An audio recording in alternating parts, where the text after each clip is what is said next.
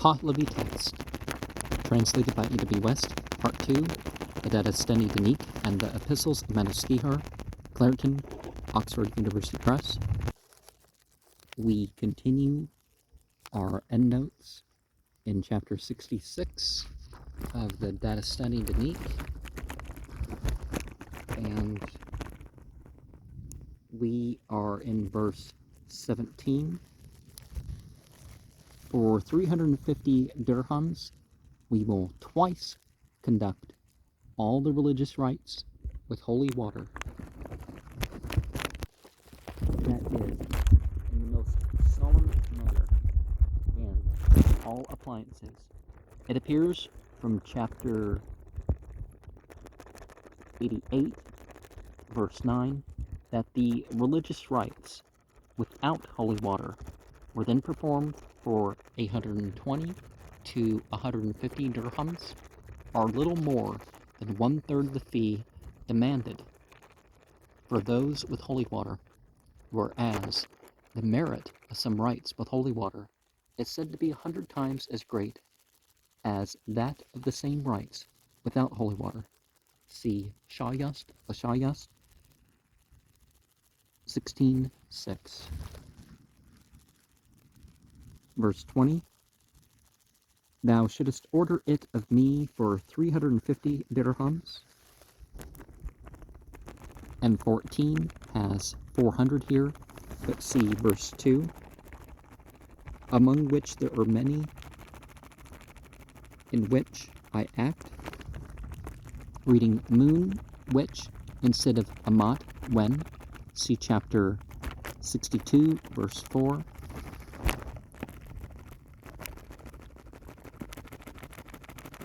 Verse 21, for 350 dirhams, I will twice. The cipher 2 is omitted in the Pahlavi text here, but see verse 3 and 17. Conduct all the religious rites in the land of Pars.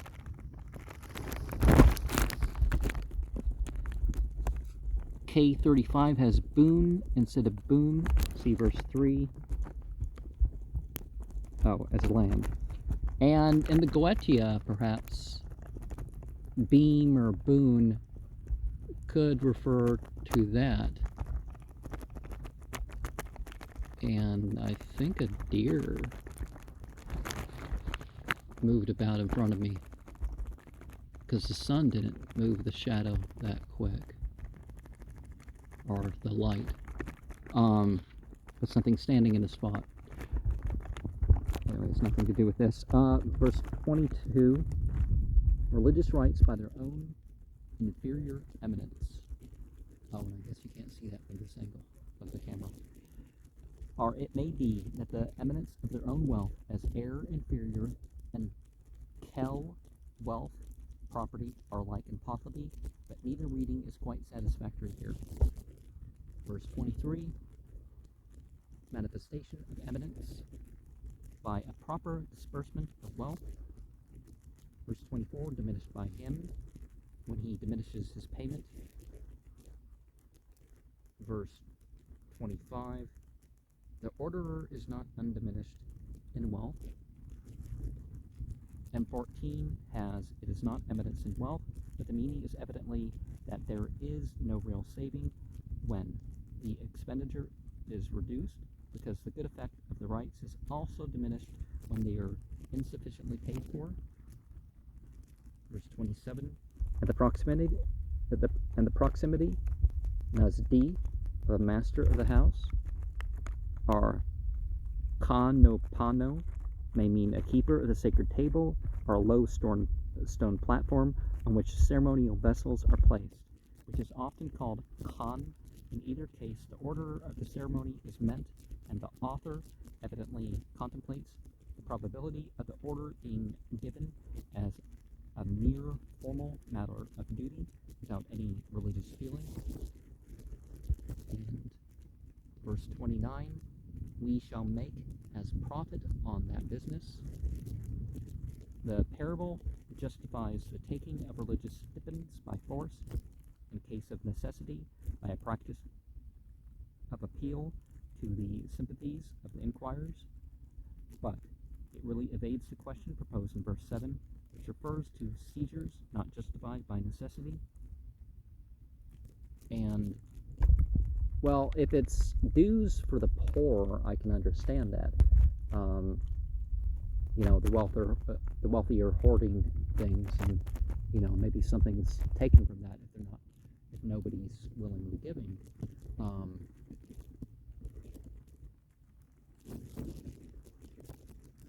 But ritual for hire, I would different.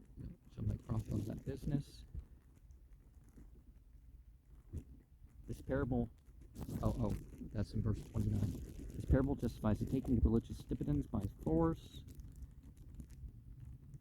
Oh, did I not read the thing about poeming mean the keeper of the sacred table? No, I did not. Sorry about that. Verse 30, of which the forgivers, probably the priests who appoint atonements for sins confessed and renounced the shalas yeshayas, verse 8, 1, 2, 5, 6. The consideration of the unequally shared advantage out of the body, and of those who have obtained a disproportionate share of the profit of the good works by not paying properly for them.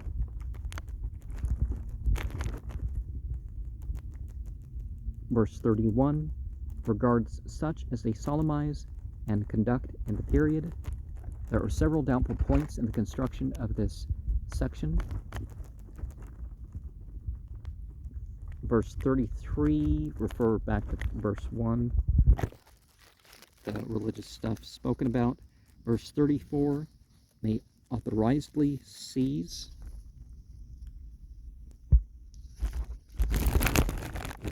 Probably the remuneration, if it be withheld, provided always they do their duty thoroughly, as mentioned in the concluding clause.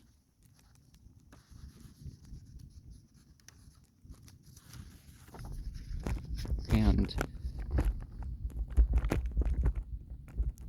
chapter 67, verse 1, note 777, reading Dadistani, but the word can also be read Sad Yani, which might stand for Sad Guni, a 100-colored existence, a possible term for the rainbow, but the Persian dictionaries give no nearer term than Sadkas or Sadkes, and some people speak about the Pleiades as not being 7 or 11 or 12 or something, but being, well, it's actually a lot more stars than that. I don't remember the exact number, but in ancient times it was said if you could see 100, you'd have the best sight.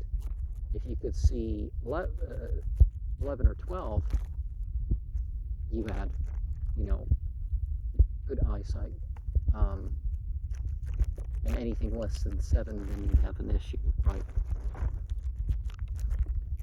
That's probably not what we're talking about, right? Verse 3, from that much mingling of brilliance. And 14 has that mingling of many portions and few portions. Are the one portion for appearing, reading the Noko, that can also be read Sad Fanako, a similar alternative to that in verse 1. Chapter 68 is something come. Only probable reading for the word is Mendavam, a thing. It occurs 3 times in the question, but it is a very vague term for the phases of the moon, probably referring to a supposed covering the dark part of the moon's disk. Rahu and Ketu is the Persian names, not the Persian names, the Hindu names for the lunar nodes. And they would think that there was like something out there that would physically cause the eclipse of the moon, rather than the moon rotating on around the Earth and falling into this perfect shadow position or something. Verse 3, the reply is this, that the sun and the moon are always seen. Manuscripts have asti hend, have remained, instead of kadituni hend, are seen, but the difference between these words in the Pahlavi letters is merely a medial stroke. Verse 4, the sun is swifter moving, apparently so as the moon rises and sets about 48 minutes later every day on the average. And it also progresses via our perception through the signs of the zodiac, and, you know, every 28 days usually. It's less than that, but it's 27, 28 days is that.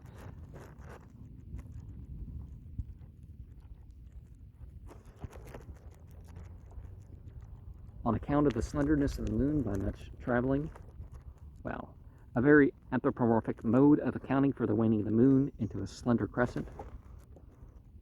And chapter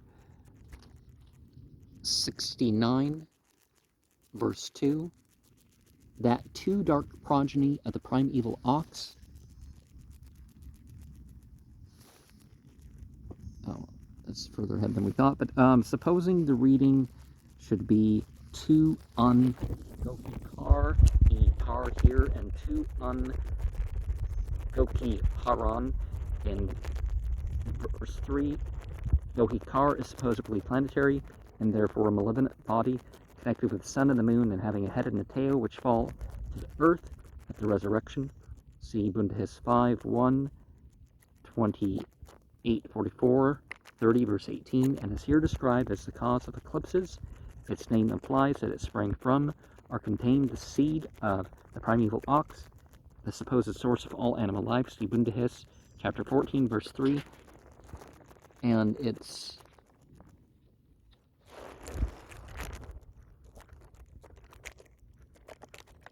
not able to turn the page for some reason. And its form, Okithra, is a common epithet of the moon.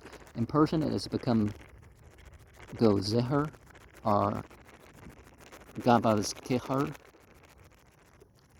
Gozeher, Gavazkeher. Okay. As the words stand in K35, they look more like two andog dalani tar, two dark store lobbies, or two andog galitar, two clusters of dark spiders, and in verse 3 the word hankino is substituted for the nearly synonymous andog. In M14 the words seem to be two angun gi haranoi tar, two such dark faces. And not having gone down, the moon is seen, verse 3 of 68. Most Orientalists consider the day of the new moon to be that in the evening of which it is first possible to see the moon, the crescent of the moon. This is usually the first, but sometimes the second day after the actual change of the moon, according to European ideas.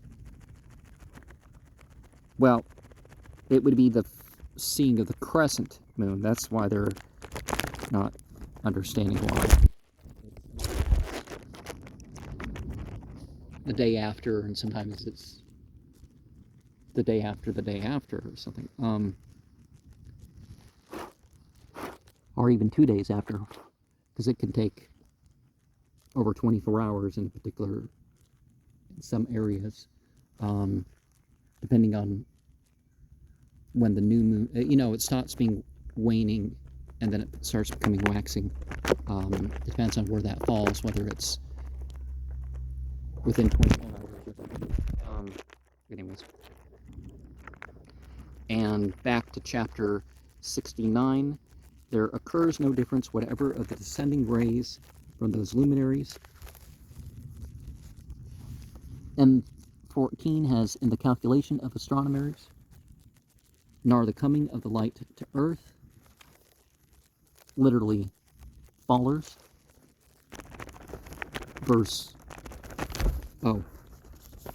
Jumped ahead.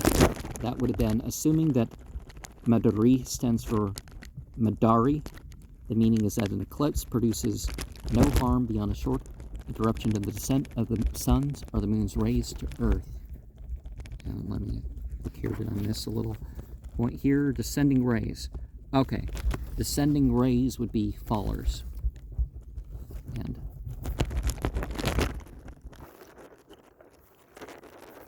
chapter 70. As to the 69th question, I reply, that which you ask is thus: what are these riverbeds? There is some doubt as to whether the word should be read Zogako, comparing the Persian Zog, a river, or Zandako, comparing the Persian Zanda, vineyard, but the meaning is tolerably certain from the context. And verse 2, by the shaking of the world, the whole world becomes rent, Zandako. When the evil spirit rushed into the earth, it is said to have shaken, and the mountains began to grow. Maybe it didn't shake on the physical level, right? See Bundhis, chapter 8, verse 1 to 5. And at the resurrection, it is expected that the earth will recover its original perfect state of a level plain. See Bundhis 30:33. Verse 3, even Frasiav of Tur, Fran Gracian, Petrodian, in the Avesta, called Afrasiab in the Shahnama. See Bundhis 31:4. Well, it's X4. Is it 14 or which verse is it? He's often mentioned as constructing canals. And see Bundhis chapter 20 verse 17 and 34, 21 verse 6. But being a foreign conqueror, he was considered especially wicked by the Iranians, and also in lowlands. Assuming that Sitan is a miswriting of Sipoan, occasioned by joining two of the letters, just as Harvispo, all, is often written harvest. The formation of the great sunken springs and riverbeds are perhaps hidden. Resistance by which it is contracted at the outside of the ravine is the ground. So the hidden, the great suction, ground. That is a water course which is confined by its natural rocky channel in the mountains. When carried across the plain and a canal, it is confined only by softer soil. Chapter 71. Ordain anew a new death. This reference is to a phrase in the Pahlavi commentary on Vendadata 5:33, which commentary contains a good many of the statements made in this chapter, excepting those relating to the moon, where the reading Osh, death, given by K35, is probably more correct than Ubas, for him given by our modern manuscripts of the Vendidad, but M14 has amended it and states that many new things are ordained by it for him.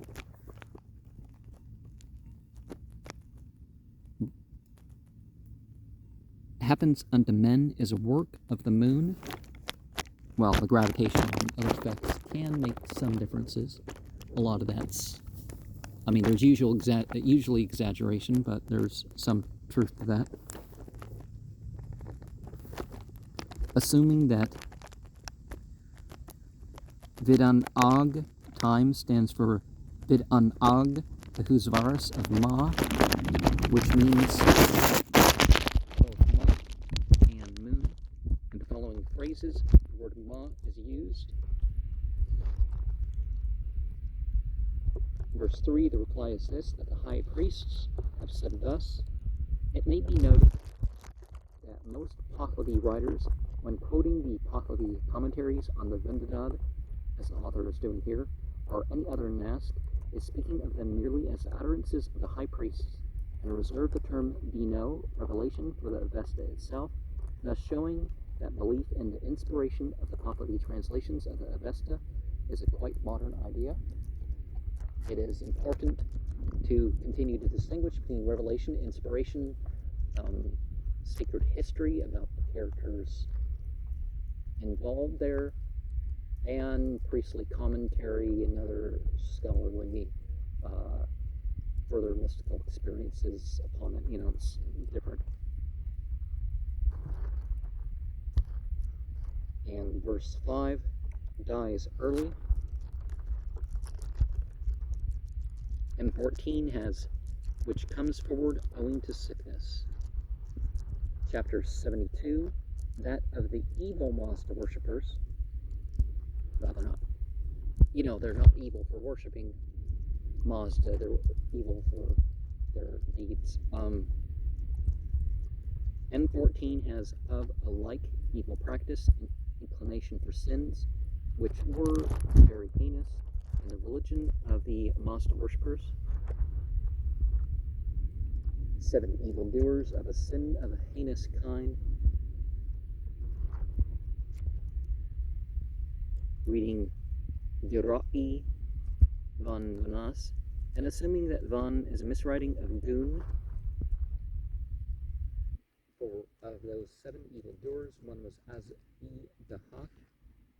See chapter 3797. 4. One was Azi-Sruvar. A personification of the Avestan Aze-Srvara, a serpent or dragon, that's described in the Home Yasna 9:34 to 39.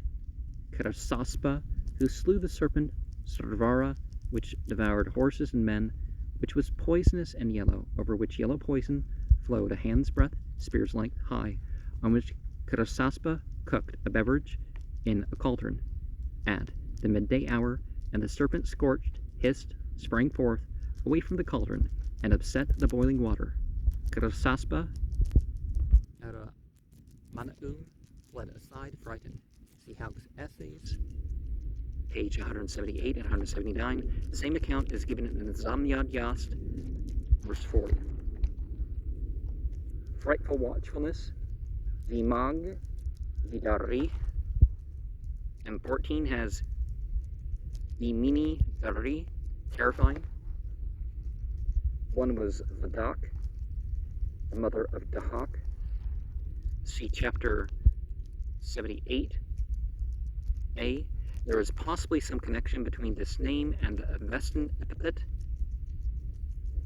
Vadagana, which is thus mentioned by the evil spirit speaking to Zarathustra in Vendadad 19:23. Curse the good Mazda worshipping religion, and thou shalt obtain fortune, such as the Vadagana sovereign obtained. And Nokia